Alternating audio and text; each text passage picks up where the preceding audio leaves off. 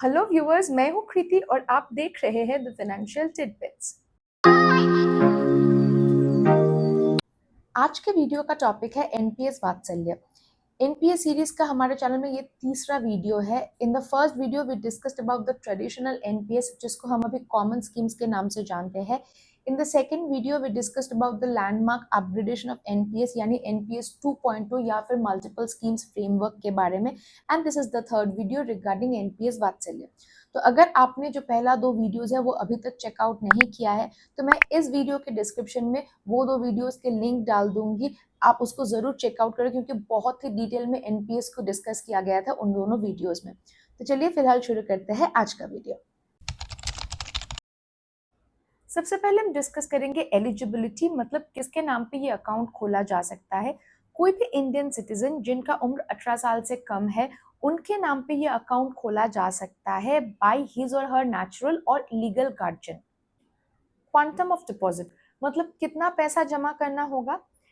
1,000 रुपए के साथ आपको इस स्कीम में एनरोल करना है और उसके बाद हर साल आपको मिनिमम 1,000 रुपए तो डालना ही है और मैक्सिमम आप जितना अमाउंट हो सके डाल सकते हैं, कोई लिमिट नहीं है।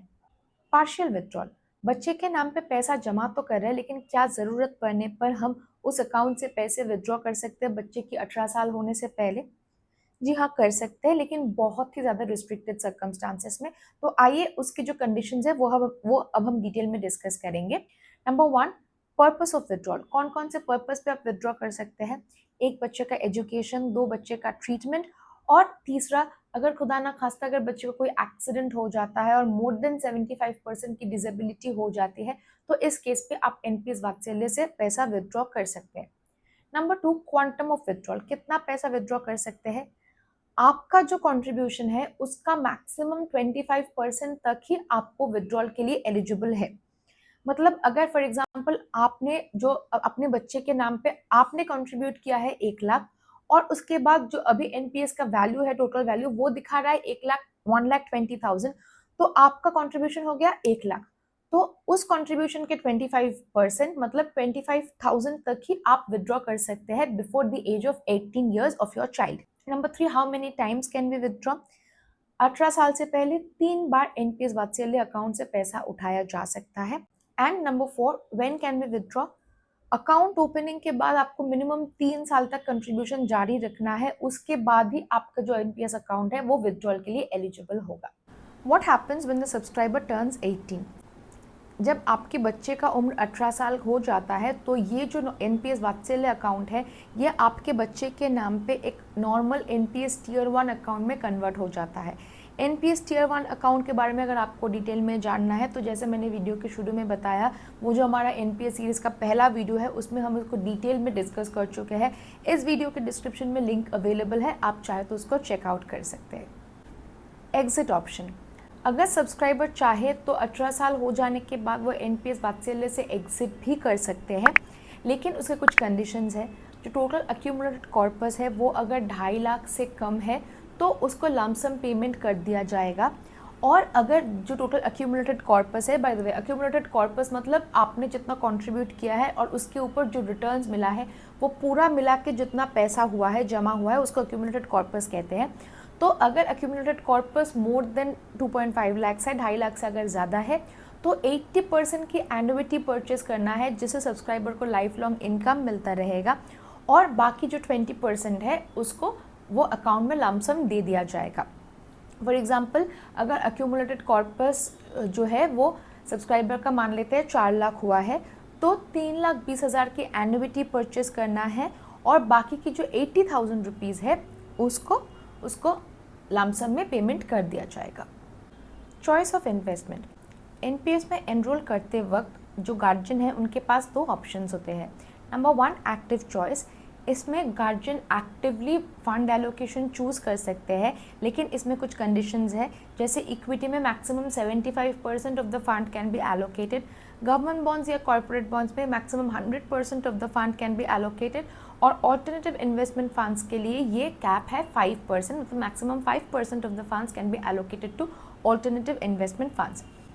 इसके अलावा एक और चॉइस होता है, वो है ऑटो चॉइस, मतलब इसमें सिर्फ स्कीम डिसाइड करना होता है और उसमें जो एलोकेशन ऑफ फंड है वो प्री फिक्स्ड होता है। जैसे नंबर 1 एग्रेसिव LC75, मतलब इसमें मैक्सिमम 75% तक ही इक्विटी में इन्वेस्टेड होगा। नंबर 2 मॉडरेट LC50, जिसमें मैक्सिमम 50% तक ही इक्विटी में इन्वेस्टेड रहेगा। और अगर जो गार्जियन है वो एक्टिवली कोई स्कीम चूज़ नहीं करते हैं तो बाय डिफ़ॉल्ट ये LC50 जो होता है मॉडरेट रिस्क वाला, यही एनरोल्ड होता है NPS वात्सल्य के लिए। And the third type is conservative LC25, which is 25% maximum can be invested in equity. Video में आगे बढ़ने से पहले please do take a minute to subscribe to our YouTube channel the financial tidbits for more such helpful finance related contents. Final verdict, ज़रा सोचिए आपने अपनी investment journey कब शुरू किया था। अगर मैं बहुत अर्ली भी कंसिडर कर लूँ ना तो it can not be less than 18 years for most of us.